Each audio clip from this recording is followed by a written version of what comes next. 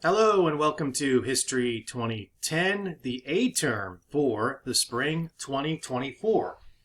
I'm the instructor for the class. My name is Dr. James MacDonald, and this short video introduction will be a way by which we can go through the Moodle shell a little bit, talk about the syllabus and the course expectations for this semester. So this is the first block of Moodle. Remember, this is the A term, so we're going through a full semester in half the time. So pretty fast-paced. But I keep it very simple as far as the presentation, the expectations, but of course those expectations are clear as far as due dates and the work that you'll need to do in the course of the semester. So we're going to alternately look at Moodle, and then we'll also look at the syllabus, which we'll bring up right now. Again, really straightforward as far as presentation of the class. We are going to be using a textbook. This is a textbook-driven class. We're not meeting in a traditional way. There are not online lectures posted. So everything comes from the book. And the book is The Tyndall and Shai, America, A Narrative History. You should have already gotten an email from Brightwave about it. But to access the book, what we've done in the past, it should still be up and running, is that you can click on the textbook link here, and that will take you to the web page for the publisher of our textbook. You'll need to create a login, and that will take you to the e-book version. So the book is required. It's part of your student fees as more and more of these texts go online. So make sure that you are reading that in the course of the semester, because the exams come from the textbook, and from each chapter we generate study guides, and those study guides are posted ahead of the exams. And I'll explain that in a little bit more detail as we go forward and return to the Moodle shell. So if you have any questions, concerns, problems during the semester, with this being an online class, my guess is that you're going to email me. I ask a couple of things when you email me. Number one, if you don't spell my name correctly, it won't go to me. It is MacDonald, M-A-C, MacDonald J, at nsula.edu. It's right there in the syllabus. I'm going to also ask that you write in the very little used subject line of the email. How many of you write an email and you just don't even, put the subject? Sometimes you do, so it won't get ignored. Same with this email to me. Please write 2010A somewhere in the email or in the subject line of the email. That way your email will get answered. I don't make any promises that I'll answer an email when you just tell me you're in my history class, because in any given semester I have between 6 and 8 history classes. Most of them are 2010, either in 16-week dual enrollment, A term, B term, face-to-face, along with other upper-level classes. So, look, do yourself a favor and write the class, 2010, and the section number, A term. That's all you got to do. Otherwise, your email may not get answered because I will be too annoyed to look up who you are and in my multiple sections you're enrolled in. So that's just the thing. Maybe carry that idea over to your other classes, because we professors are pretty reasonable people. But, help us out. And take writing an email seriously. This is just part of a public service announcement from Dr. MacDonald. You're usually asking us for some help, advising, maybe a problem you're having in the course, reset the exam or whatever the case may be. So, write the email with that in mind, and try not to make it a glorified text message where you just spit out some words in random order. So again, that's just my little aside about emails and how to write emails. So we are going to be going through the United States history from exploration, the indigenous people, Native Americans who lived in the continents of North America prior to the European so-called discovery of North America, up through the end of the American Civil War in 1865. So two things are happening here. We're going through a lot of material, and we're doing it in this class in half the time. So it's fast-paced, but it's laid out in a very straightforward manner. So the readings, again, I mentioned, you have to keep up with them and you have to have the electronic version of the textbook. We will be having 4 exams. So your grade is made up of 4 exams, and we drop the lowest of those 4 grades. So your 3 best exams count. So there are 4 in the course of this A term. And they are made up of 50 multiple choice exams. And you'll have an hour to do them. The exams are open from Friday morning until Sunday. This class is not a free-for-all. There are due dates with exams. They are structured as far as when they open and close, and they are timed. The other element of your grade, you'll see there in the test and grading, is a discussion. So we have 3 discussions in the course of this semester. There were 30, and then the second and third are worth 35 points. Let me go back to Moodle so that you can, in the course of looking through this course, click on the discussion board expectations. That is a PDF file about how I grade discussions. Now, they are to be at least 150 words long. Again, there are 3 of them. They are to be in your own words. They are to be clearly written. So, capitalization, punctuation, making a point, arguing, if it's that type of question that you need to answer. Let's scroll down a little bit so we see what those discussions will look like. The first discussion is based on a Crash Course U.S. History. You may have seen these. You may have seen the Crash Course series in another subject or discipline. So you're going to click on the video and watch it. They usually run 12 to 15 minutes. And then you will answer the question here. You'll just click on that and you'll click the actual link that says add a discussion or add an answer.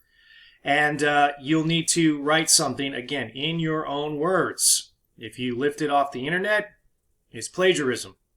And it will give you, I will give you 0 credit for doing it. Don't use AI or filter it through there. Again, very straightforward. In your own words.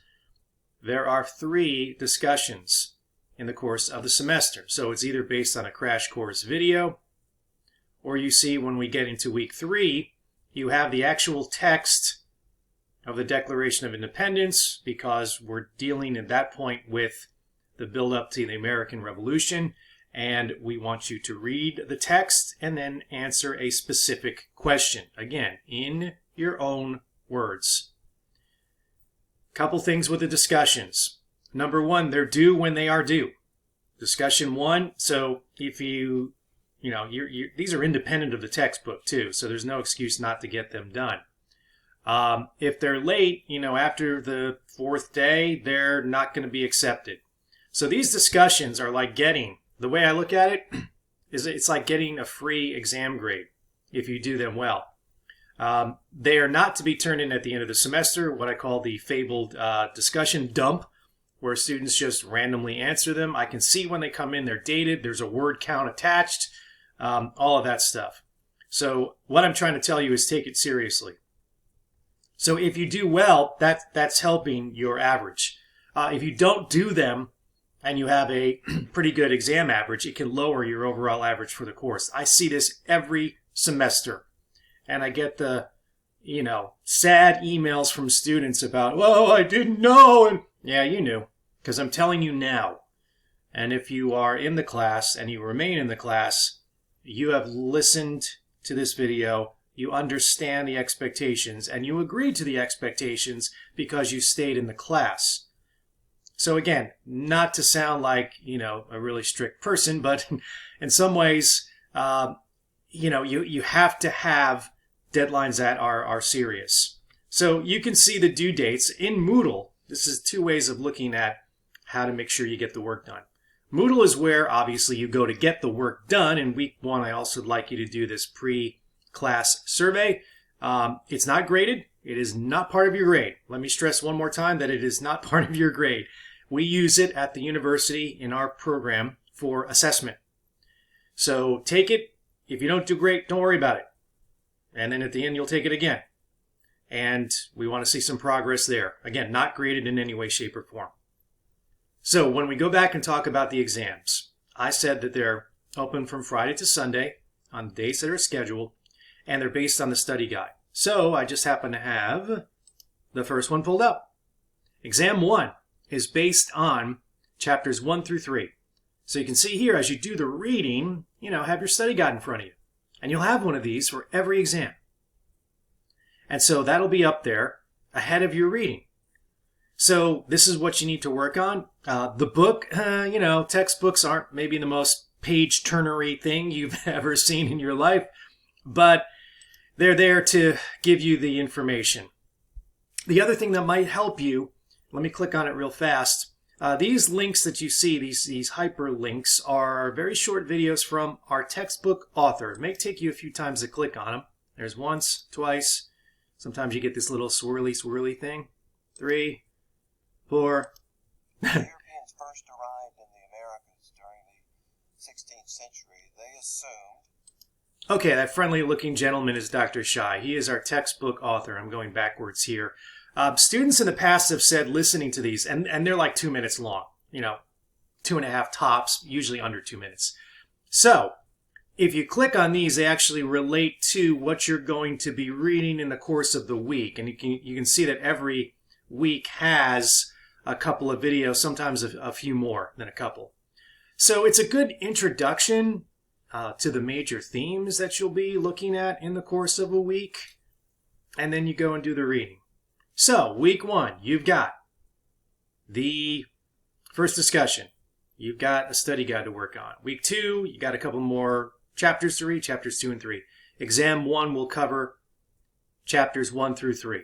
Okay? So you're done. Week 2, yay, you got out of the first exam.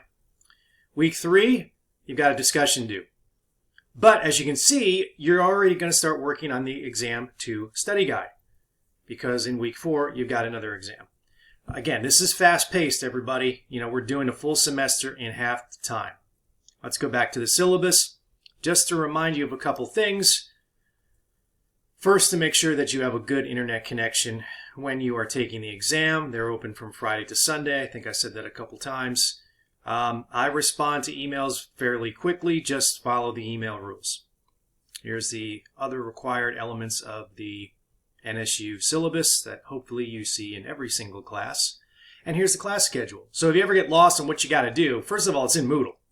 But if you want to see it again, just click on the syllabus right there off of Moodle. So very straightforward. I don't load up the syllabus with a lot of extra information. So here's your class schedule. Here's what you got to do. And you go to Moodle to go and do it. 8 weeks, and we're done.